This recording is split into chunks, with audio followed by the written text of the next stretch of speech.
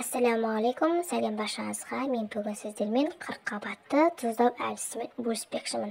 Алдымен осы жақпаны дайындап алу үшін біздерге 100 грамм сарымсақ пен 30 грамм қызыл ащы бұрышты ет тартқыштан тартып алу керек болады.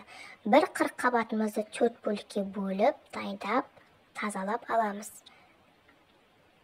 Бұл қырыққабаттың тұздау ерекшелігі оны далаға шығарып, оны үстіртіп алуында.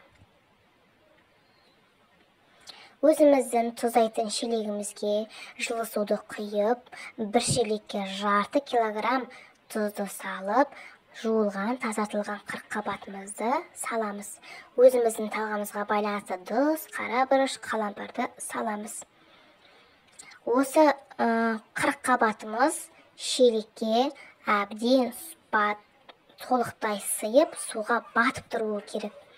Дайын болған қырыққабатымызды далаға шығарып, әбден тоңдыртып, үстіртіп аламыз. Оның дайын болғандығын қырыққабаттың қабатынан байқауға болады, ол мөлдір болып тұрады.